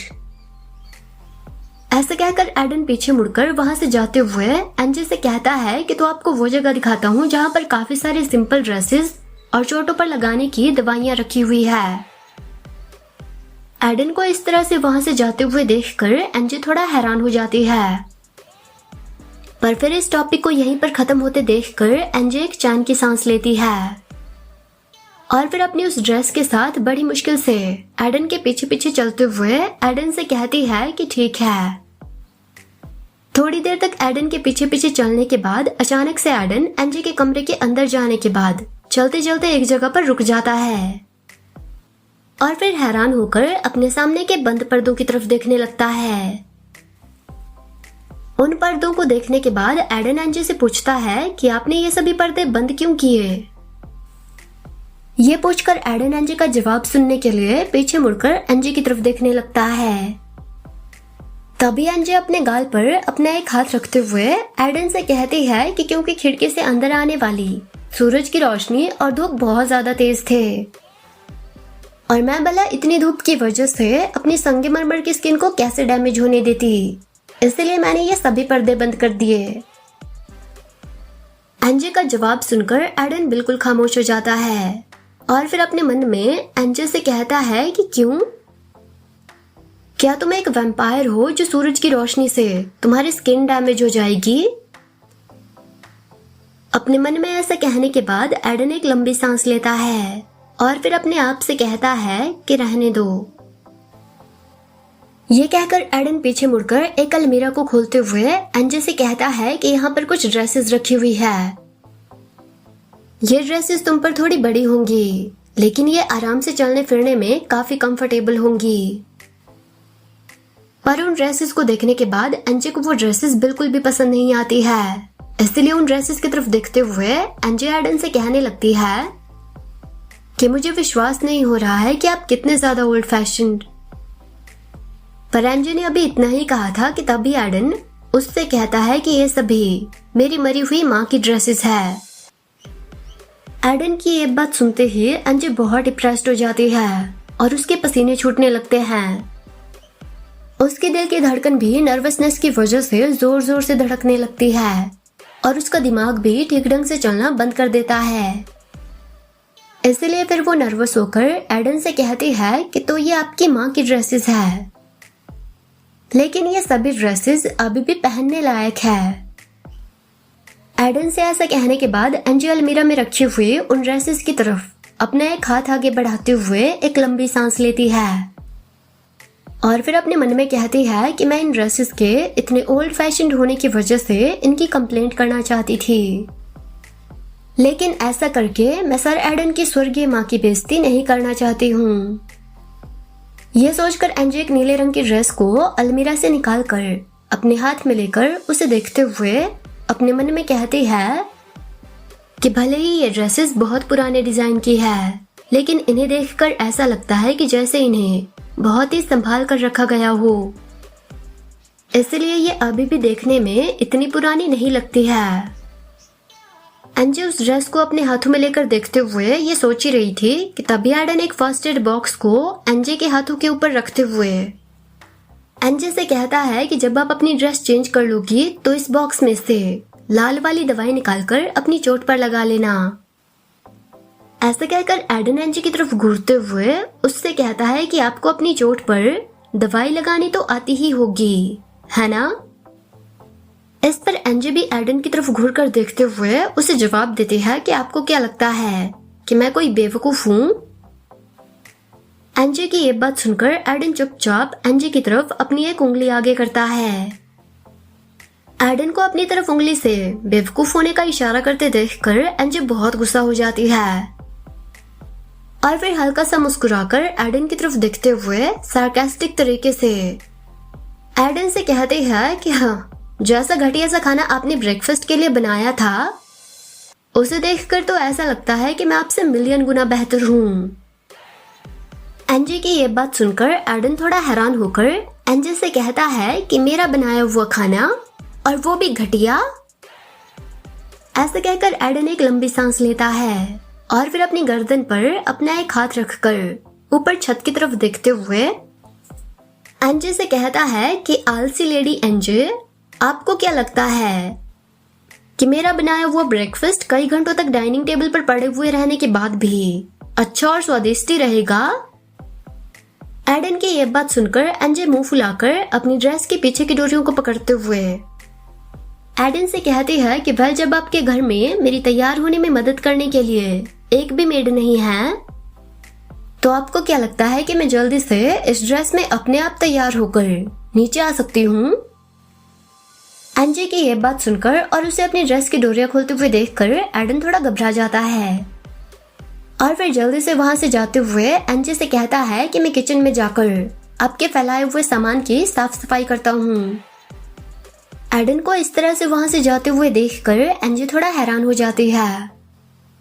तभी एडन कमरे से बाहर निकलकर कमरे का दरवाजा बंद कर देता है और फिर दरवाजे के बाहर खड़े होकर अपने एक हाथ को अपने सर पर रख कर अपनी आंखें बंद किए अपने मन में कहता है कि सीरियसली वो एक बहुत ही ज्यादा फरमाइशें करने वाली औरत है। ये सोचकर एडन ब्लश करने लगता है। थोड़ी देर बाद एनजे एडन की माँ की उस ब्लू ड्रेस को पहनती है और फिर धीमे धीमे गुनगुनाते हुए अपने आप को आईने में देखती है। उस ड्रेस को पहनने के बाद एनजे काफी खुश लग रही थी। फिर एनजे अपने आप को आईने में देखते हुए अपने मन में कहती है कि वैसे तो मुझे इस तरह का स्टाइल पसंद नहीं है, लेकिन ये ड्रेस आसानी से चलने फिरने में सच में बहुत कंफर्टेबल है। ये सोचकर एनजे उस ड्रेस की फ्रॉक को थोड़ा ऊपर उठाकर गोल गोल घूमने लगती है और फिर अपने आप को आईने में देखते हुए अपने आप से कहती है कि भले ही ये ड्रेस बहुत पुरानी है और किसी मेड की ड्रेस की तरह लगती है, लेकिन फिर भी ये ड्रेस मेरी खूबसूरती को नहीं छुपा पाई। ये कहकर एनजे आईने के सामने हंसने लगती है। फिर एनजे खड़ी होकर एक लंबी सांस लेती है और फिर अपने आप से कहती है कि अब से मुझे सर एडन की भी मदद लेने की जरूरत नहीं पड़ेगी, क्योंकि सर एडन की माँ की ड्रेसेस के बटन्स आगे की साइड में हैं, इसलिए मैं आराम से अपनी ड्रेसेस पहन और बदल सकती हूँ। और वैसे भी सर एडन ये करो ये मत करो के बहुत ज्यादा प्रवचन देते हैं। एनजे अपनी ड्रेस की तरफ देखते हुए ये कह ही रही थी कि तभी उसका पेट भूख की वजह से फिर से आवाजें करने लगता है। ये देखकर एनजे अपना पेट पकड़कर कमरे से बाहर जाते हुए एक लंबी सांस लेती है और फिर अपने आप से कहती है कि इस वक्त तो मुझे इतनी भूख लगी है कि मैं पूरा घोड़ा भी निगल जाऊं। तो फिर सर एडन का वो घटिया खाना तो भला क्या चीज है। ये कहकर एनजे कहती है कि लगता है कि मेरे पास सर एडन का बनाया हुआ वो घटिया खाना खाने के अलावा और कोई ऑप्शन नहीं है। ये सब सोचकर एनजे खाना खाने के लिए सीढ़ियों से नीचे फर्स्ट फ्लोर पर आने लगती है, पर तभी सीढ़ियों से नीचे आते वक्त एनजे को किसी चीज की बहुत अच्छी खुशबू आती है।